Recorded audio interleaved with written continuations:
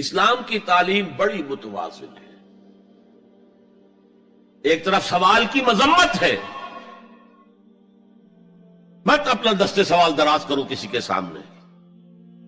جو شخص ہاتھ پھیلاتا ہے مانگنے کے لیے وہ اپنی عزت نفس کو ہتھیلی پر رکھ کر آپ کے سامنے پیش کر رہا ہے، اور آپ ٹھوکر مار دیتے ہیں اس کی عزت نفس. مانگو اللہ سے، اللہ کسی کے دل میں ڈالے تمہاری ضرورت پوری کر سکتا ہے، بغیر اس کے کہ تم کسی کے سامنے دستے سوال دراز کرو. تو سخت مذمت ہے، اور خاص طور پر بیگری جو ایک انسٹیٹیوشن بن گیا ہے، ایک پیشہ بن گیا ہے، وہ تو اسلام کی تعلیمات کے منافی ہے. اور جس طرح کی ہم خیرات بانٹتے ہیں، 5 روپے کا نوٹ دے رہے ہیں مانگنے والوں کو، مسجدوں کے باہر سمجھ رہے ہیں ہم نے حاتم طائی کی خبر کو لات مار دی، حالانکہ حقیقت میں آپ انسٹیٹیوشن آف بیگری کو سپورٹ کر رہے ہیں. کسی ایک کو لے لو، آؤ چلو مجھے اپنا گھر دکھاؤ، مجھے بتاؤ تم واقعی اس قابل ہو یا نہیں ہو، اور پھر اس کی مدد کریں، لمسم کریں. پھر وہ 5 روپے نہیں ایسی دیں کہ وہ کچھ اپنے پاؤں پر کھڑا ہو سکے. میں نے 1 روپیہ نہیں کہا کہ 1 روپیہ تو اب کوئی شے نہیں رہی، لیکن یہ کہ 5 روپے کا نوٹ بھی آپ نے تقسیم کرنے شروع کر دیے، یہ کیا ہے؟ وَالسَّائِلِينَ وَفِي الرِّقَابِ. لیکن دوسری طرف سائل کو جھڑکنا نہیں ہے. اما السائل فلا تنہر، جھڑکو نہیں. اچھا بھائی نہیں، معاف کرو، میرے پاس اس وقت آپ کی مدد کے لیے کچھ نہیں ہے، میں کچھ نہیں کر سکتا. تو ان دونوں کے درمیان اصل میں معاملہ ہونا چاہیے. بلکہ یہاں تک بھی فرمایا سائل کو ضرور دو، چاہے وہ گھوڑے پر سوار ہو کر تمہارے دروازے پہ آیا. کیا پتا اس کی واقعی الجھن کیا ہے. تو سوال کی مذمت اور سائل کو جھڑکنے کی ممانعت. حتی الامکان خالی ہاتھ نہ لوٹاؤ، اس نے اپنی عزت نفس اپنی ہتھیلی پر رکھ کر تمہاری سامنے پیش کر دیا، اسے ٹھوکر نہ مارو. لیکن جیسا کہ میں نے عرض کیا، یہ انسٹیٹیوشن آف بیگری جو ہے یہ ایک علیحدہ شے ہے، بالکل اس کا اس سے کوئی تعلق نہ سمجھیے. وفی الرقاب، رقاب جمع ہے رقبہ، گردن. فک رقبۃ او اطعام فی یوم ذی مسغبۃ یتیما ذا مقربۃ او مسکینا ذا متربہ. فک رقبۃ، کسی کی گردن چھڑا دینا. اس وقت سب سے بڑی ایپلیکیشن اس کی تھی غلاموں کو، کنیزوں کو اپنے پیسے سے خرید کر آزاد کر دینا. بہت بڑی نیکی، بہت بڑی نیکی. اور حضرت ابو بکر رضی اللہ تعالیٰ عنہ کے دفتر فضائل میں سب سے اونچا کام یہ ہے کہ جن غلاموں کو اور جن کنیزوں کو ستایا جا رہا تھا، دیئر اونرز، دیئر ماسٹرز، ان کے آقا کو حق حاصل تھا، جو چاہے کریں ان کے ساتھ. قتل کرنے کوئی پوچھنے والا نہیں ہے. میں پہلے بھی عرض کر چکا ہوں، میری ملکیت ہے، جیسے میری بکری میری ملکیت ہے، میں نے اس کو ذبح کیا، گوشت کھا لیا، تم کون ہوتے ہو پوچھنے والے؟ میرا غلام تھا، میں نے قتل کر دیا، تم کون ہو پوچھنے والے؟ ان کو حضرت ابو بکر نے خرید کر آزاد کیا اور منہ مانگے دام دیے. حضرت بلال کے لیے امیہ ابن خلف نے اتنی بڑی رقم مانگی، حضرت ابو بکر نے کہا ٹھیک ہے لو. باپ نے کہا بھی ابو قحافہ نے، ابو بکر کو کوئی غلام خریدنا ہی تھا تو کوئی طاقتور آدمی جو کام آ سکے کہیں، اس کو خریدنا چاہیے. انہیں کیا پتا ابو بکر کس لیے خرید رہا اور کس کے لیے خرید رہا. آج کے دور میں اس کی اپلیکیشن ہوگی. کوئی شخص جو ہے اگر قرض میں اس طرح جکڑا جائے کہ لاکھ ہاتھ پاؤں مارے نکل نہیں سکتا، اس کو کوئی لمپ سم مدد دے کر اس قابل کیا جائے کہ وہ پھر اپنے پاؤں پر کھڑا ہو جائے. یہ نہیں کہ اسے آپ ہر مہینے کچھ رقم دیتے رہے مینٹیننس کے لیے، نہیں. اس سے تو وہ اسی پوزیشن میں رہے گا. یہ بعض مائنورٹی کمیونٹیز کے اندر یہ معاملہ موجود ہے. کوئی بھائی اگر گر گیا ہے کاروبار میں تو اس کی پھر ایسی مدد کی جائے کہ وہ پھر آپ کی صف میں آ کر کھڑا ہو جائے. Respectable members of your community وہ اس شکل میں پہنچ جائے. یہ بھی فک رقبۃ اس کی ذیل میں آج کل آئے گا. اب اس کے بعد آیا وَأَقَامَ الصَّلَاةَ وَآتَ الزَّكَاةَ. یہ دو کیا ہیں؟ یہ عبادات کی شکل میں دو ستون ہیں جو ان دو چیزوں کو سپورٹ کرتے ہیں جو اب تک بیان ہوئی ہیں. ایمان کو تازہ رکھنے کے لیے نماز قائم کرو. ہر نماز ایمان کی تجدید ہے. اقیم الصلاۃ لذکری، نماز قائم کرو میری یاد کے لیے. اپنا عہد اللہ کے ساتھ تازہ کرو. ایاک نعبد و ایاک نستعین، اے اللہ ہم تیری ہی بندگی کرتے ہیں اور کرتے رہیں گے، تجھ ہی سے مدد مانگتے ہیں اور مانگتے رہیں گے. اپنے اس عہد بندگی کو تازہ کرو، ایمان کو تازہ کرو. الحمدللہ رب العالمین الرحمن الرحیم.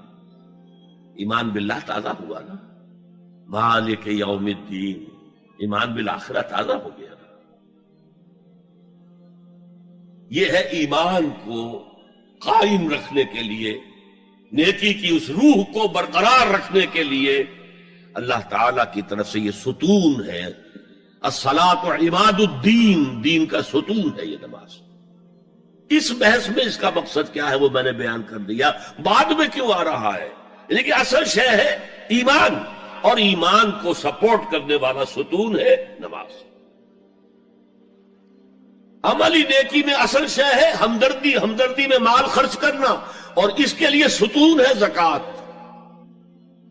کم سے کم یہ 2.5% تو نکالو. بوتل کا کارک تو کھل جائے، پھر اور بھی دو، اور بھی دو، اور بھی دو. یہ تو obligatory ہے، یہ تو فرض ہے، یہ تو لازم ہے. لیکن مقصد کیا ہے؟ اس کو جو سمجھ لیا بس یہی زکوٰۃ ہی ہمارے ذمے میں ہے، وہ بڑے مغالطے میں. حضور نے فرمایا صلی اللہ علیہ وسلم ان فی المال حقا سوى الزکوٰۃ. اے مسلمانوں یہ نہ سمجھنا کہ بس زکوٰۃ ادا کر دی تو تمہارے مال کا سارا حق ادا ہو گیا. ان فی المال حقا سوى الزکوٰۃ، تمہارے اموال میں حق ہے اللہ کا زکوٰۃ کے علاوہ بھی. اور پھر آپ نے یہ آیت پڑھی وَآتَ الْمَالَ عَلَىٰ حُبِّهِ ذَوِي الْقُرْبَىٰ وَالْيَتَامَىٰ وَالْمَسَاكِينَ وَابْنَ السَّبِيلِ وَالسَّائِلِينَ وَفِي الرِّقَابِ وَأَقَامَ الصَّلَاةَ وَآتَى الزَّكَاةَ. یہاں آتَ الزَّكَاةَ تو ہے ہی ہے، اس سے پہلے جو آ رہا ہے یہ سرپلس ہے، اس سے آگے کی بات ہے، یہ ایڈیشنل ہے. اسی لیے جب انفقوا انفقوا انفقوا انفقوا انفقوا کی جو تکرار ہوتی ہے قرآن مجید میں، تو ایک جگہ پھر سوال کیا صحابہ نے کتنا خرچ کرے حضور؟ فرمایا قل العفو، کہہ دو جو بھی ضرورت سے زائد دے ڈالو. Don't accumulate, don't retain any thing.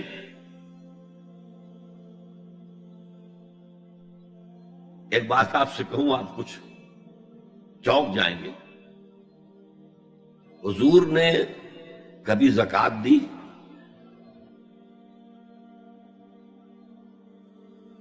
کبھی نصاب کے بقدر پیسہ آپ کے پاس جمع ہوا کہ آپ پر زکوٰۃ واجب ہوتی؟ کیسی عجیب بات ہے. ارکان دین میں سے ایک رکن سرے سے غائب. کبھی آپ نے مال رکھا ہی نہیں. حضور کا اسوہ ہم جانتے ہیں، مسواک کر لی ہے، پانچے جو ہے ٹخنے سے اوپر کر لیے ہیں، یہ اسوہ ہے. ہاں ہے، یہ بھی ہے، ٹھیک ہے، سنت ہے. اسوہ تو یہ ہے. اور صرف آپ کا نہیں، جنہیں ہم کہتے فقراء صحابہ، ابو ہریرہ، ابو ذر،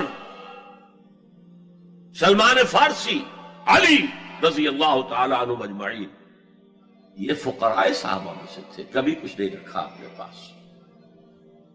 میں نے بتایا تھا آپ کو شاید کہ حضرت علی کی جب شادی ہو رہی تھی حضرت فاطمہ سے، کوئی مکان تھا ہی نہیں، کہاں لے کے جائیں؟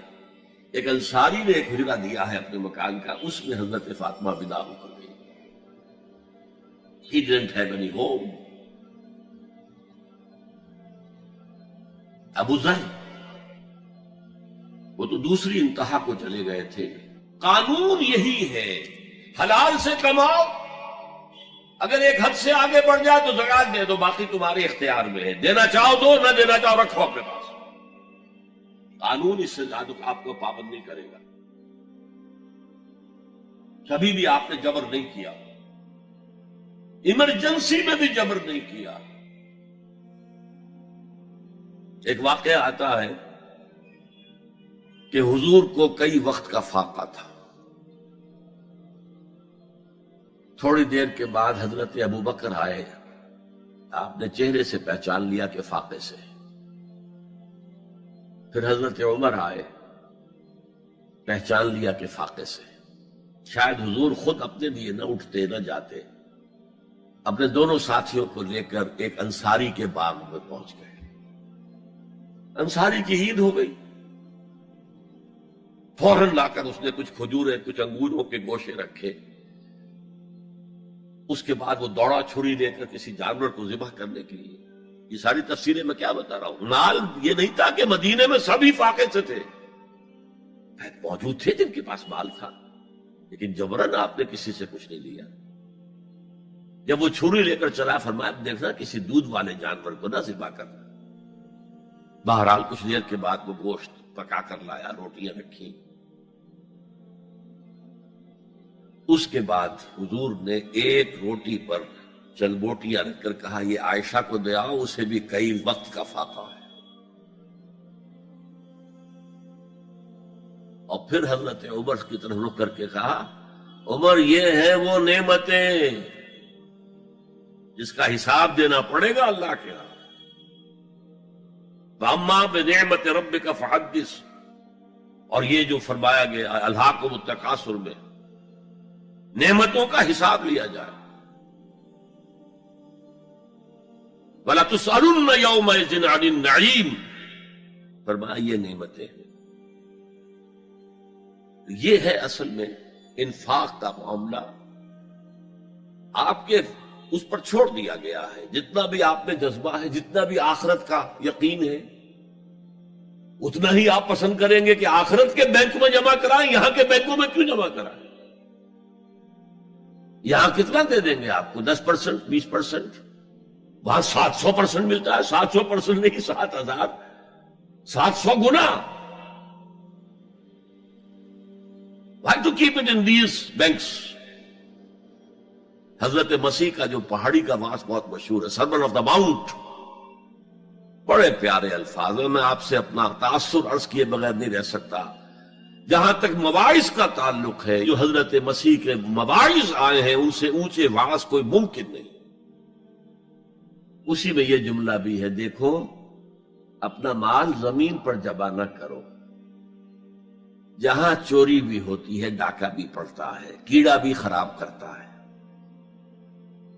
آسمان پر جمع کرو جہاں نہ چوری کا اندیشہ، نہ ڈاکے کا خوف، نہ کیڑا خراب کر سکے. اس لیے کہ میں تم سے سچ کہتا ہوں کہ جہاں تمہارا مال ہوگا وہیں تمہارا دل ہوگا. مال یہاں ہوگا تو دل اٹکا ہوا ہوگا، اور فرشتے اس طرح گھسیٹ کر کھینچیں گے آپ کی جان کو جیسے کہ سیخ پر سے کباب کھینچا جاتا ہے. اور اگر دل وہاں لگا ہوا ہے جس کے لاکھوں کروڑوں ڈالر سوئس بینکس میں جمع ہیں، اسے کہا جائے نکل جاؤ پاکستان سے، اسے کوئی تکلیف ہوگی؟ نکل جاؤ فلاں ملک سے، ملک بدل کرتے تو کیا تکلیف؟ میرے بینک کے اندر پیسے ہیں. البتہ جس کا باہر کچھ نہ ہو اسے اگر یہ دی جائے سزا تو اس کی تو جان پر بن جائے گی.